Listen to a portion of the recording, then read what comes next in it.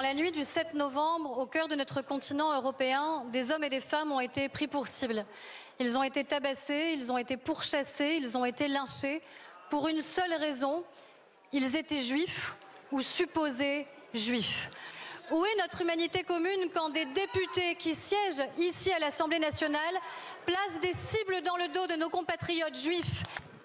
Madame la députée Aurore Bergé, vous avez totalement raison. Il y a quelques secondes, Aurore Bergé qui accusait les députés LFI de mettre une cible dans le dos des Juifs, avec la réponse à peu près similaire de Bruno Retailleau. David Guiraud tout de suite. Ailleurs, entre le soutien inconditionnel aux forces de l'ordre et le soutien inconditionnel à l'État israélien, vous avez visiblement fait votre choix. Vous, d'habitude si rapide à communiquer, vous étiez bien discret lorsque nos gendarmes français, pourtant sous statut diplomatique, ont été interpellés par des policiers israéliens dans le domaine de l'Eléona, en Palestine occupée. Vous vous prétendez patriote, mais vous laissez Israël piétiner la souveraineté française, car c'est toute la France qui est humiliée quand un de nos gendarmes est mis face contre terre par une police étrangère.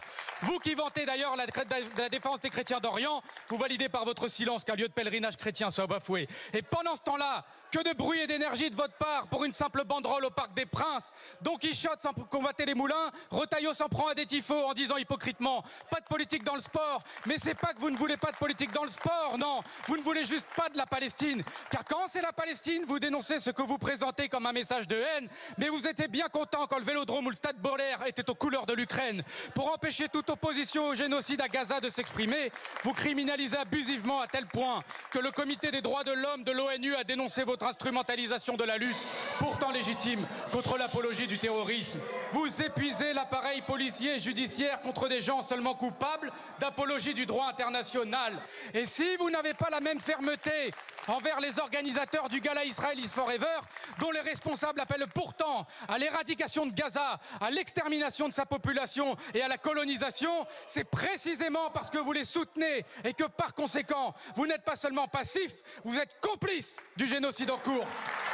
Emmanuel Macron et Michel Barnier, n'oubliez pas jeudi, pendant que vous applaudirez l'équipe représentant un pays qui commet un génocide, n'oubliez pas qu'à Gaza, il n'y a plus de terrain de football. Et pourtant, l'équipe israélienne tire quand même, mais dans la poitrine des enfants. N'oubliez pas qu'en Palestine, comme au Liban, les frappes sont aériennes et qu'elles massacrent des innocents. Il ne sera jamais ni normal, ni moral, ni même raisonnable d'accueillir les bras ouverts Israël en plein génocide.